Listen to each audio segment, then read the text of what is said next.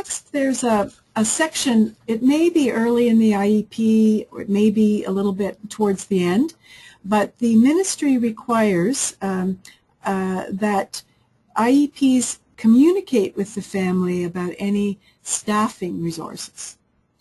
And so this is a page taken from one of the ministry IEP samples, and it's for a student who's spending a lot of time in resource room. So you see here that the human resources section is important to check. So this student is in regular classroom a little bit and has a teacher assistant available for co-op. Well, that's an important thing to know. The ministry says you should look at frequency, duration, the start date of the support, and the location. So when an IEP is reviewed after every reporting period and new goals are set every year, annually, or per semester in high school, every time a new version of the IEP is created, sent home, whatever, it's important to check these boxes. If there has been a teacher assistant, an educational assistant provided to strengthen the supports in the regular classroom, you want to make sure that when the IEP is revisited, the teacher assistant's location is the regular classroom, lest kids be pulled out more than their IPRC placement stipulates. You want to make sure that the support keeps coming, the staffing keeps coming to the regular classroom. And if it's not written here, then it's less likely to be received. You remember that legal term about IEPs. So while it can be difficult for the principal to say that there will be an amount of a number of hours or minutes of support staff, lest that staff not become available from out of school board resources. But the point is that unless it's written here, it's unlikely to come. So really this is an important area for communication about the kinds of supports that need to be in place coming from the board.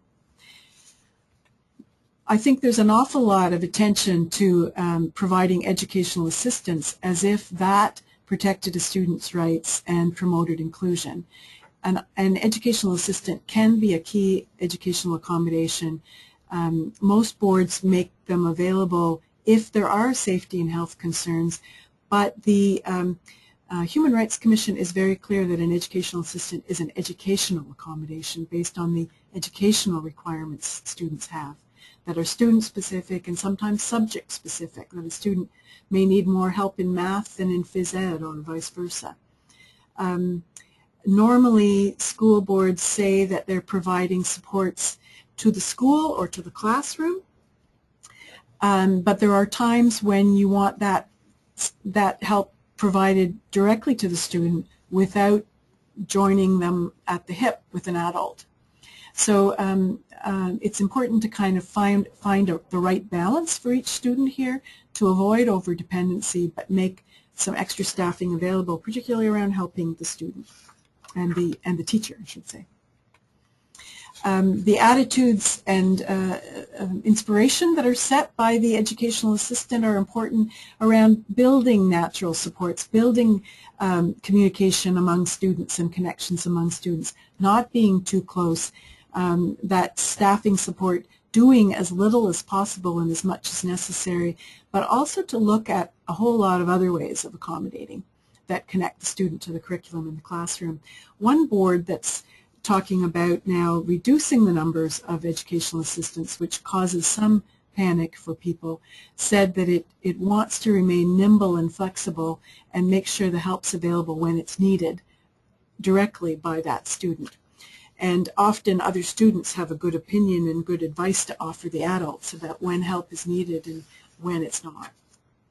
So there are a variety of other human resources that can be looked at in this section of the IEP, coming from friends, from fellow students, from families, from peers or volunteers, perhaps at an older grade.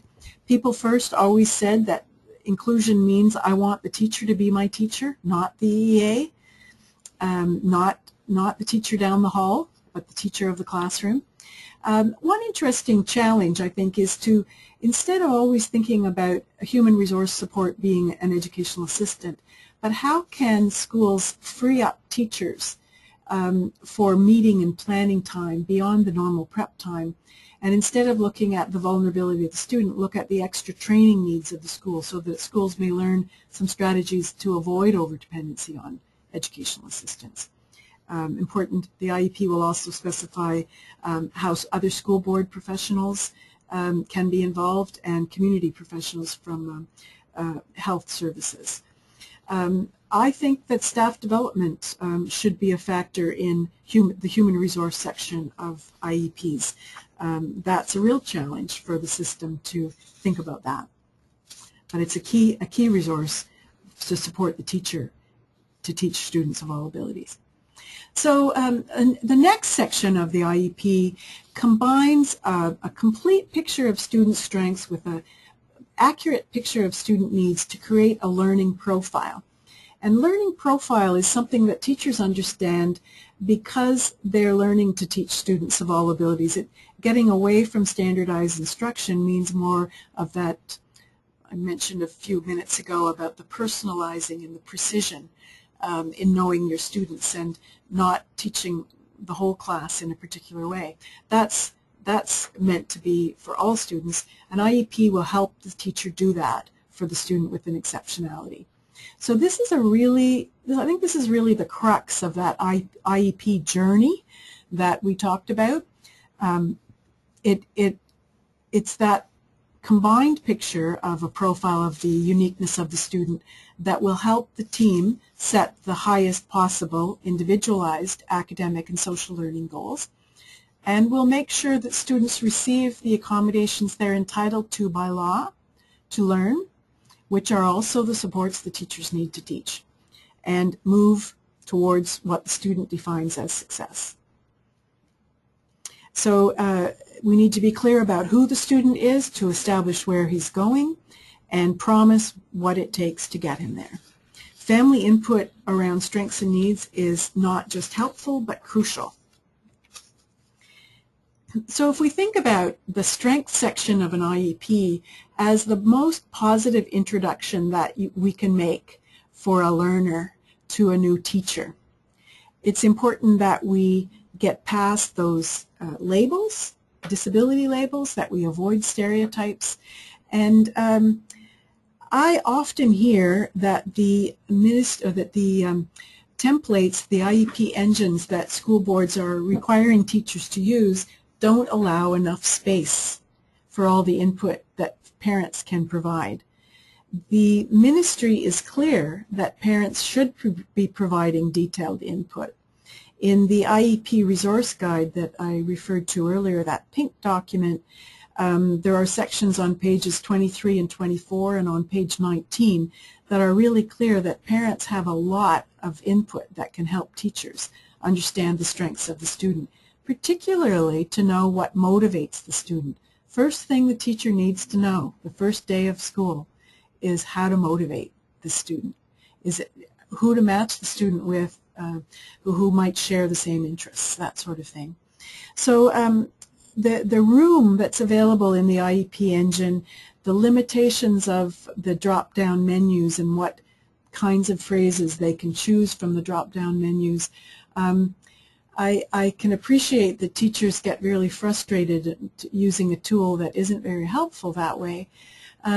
But I encourage families to include additional comments in the comments section, or to perhaps an IEP has 10 pages, add page 11 that is a description of particularly the strengths of the student uniquely, or write a letter. Write a letter every year, write a letter to every teacher, as if it was a letter of application for a job, saying all the best things, the things you're going to like about this student, the things you're going to want to know about this student. I really think that psych assessments need to be avoided, particularly where students have additional challenges and the tests are not valid in comparing them with students who don't have the challenges. So parents, I believe, should exercise their rights to refuse psychological assessments if they're done in a harmful way, that in a way to predict negative future. There is a misunderstanding about the strength section of strength and needs section of IEPs. A few years ago, the ministry provided some professional development for school boards, and it said that the strengths and needs section of an IEP should be consistent with any psychological assessment. Somehow that's been interpreted by some boards, by principals. They've been to training and they say, no, we were told that the only thing that can go in strengths and needs would be information from psychological assessments. Well, clearly that's not logical, because there won't be one for many students where parents refuse consent and they still have to do the strength and needs section. I think really all it means is, logically, whatever information is conveyed in a psych assessment should emphasize strengths and needs. But there are many other ways to do that, particularly to bring information from outside of the student's school experience. Perhaps the student has done some traveling or looks after pets or has done some projects with scouting movement, guiding movement, YMCA, other day camps and other activities, particularly where they're somewhat comparable to school in terms of being group activities, information about achievements and interests from those other outside of school experiences can be really helpful to the teacher. It's important to provide evidence, not just to say, here's what I know about my child and he's wonderful, but to prove all the things that you're saying by providing evidence, providing testimonials from others, perhaps in a day camp or a daycare setting, where another person can say what the strength is and how it was demonstrated. And particularly when we think that some of the students we know have overcome very major obstacles in life. I think of one little girl who one of her strengths was that she loved to do art activities, which isn't so unusual for a student in grade 2.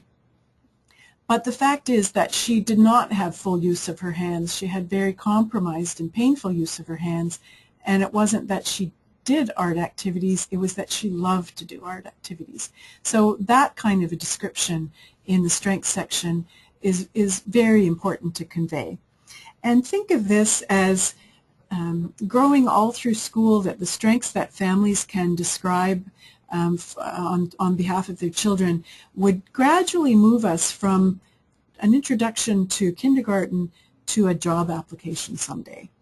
And that we're building the experiences out in and outside of school and the connections with other people inside and outside school to expand this positive picture, and which opens doors for all of us. We apply for jobs based on what are our 3 greatest strengths, not our 3 greatest problems. So here's an example. It's kind of wordy here, you can go back to it, but rather than say just has social skills, this parent's example was to talk about being tactful, courteous, empathetic, introduces himself, introduces other people, initiates conversations, pays sincere compliments. You see how rich that description is compared to just has social skills. Here's some specifics around developing skills in computers. And the bottom one, has a family that adores him, believes in him, and supports him. What better strength could anyone have? By contrast, though, here's from the ministry's sample IEP, and you see that the areas of strength are very general, and I defy anyone to say how that description of strength will help the teacher teach this student, will help them on day 1, will help them get to know the student and move on in terms of planning. So I think this is a very poor example of an introduction, and I think any of us can do better. Now check the right-hand side of the page. How helpful are those needs? Not very. Here's some other examples about that student from the previous page of strength. This student has fast speech along with articulation challenges, so it's hard for others to understand him. Has difficulty following eye contact patterns. Requires extra time to process instructions. can be overloaded by multiple demands. Sensory issues are specific here, very unique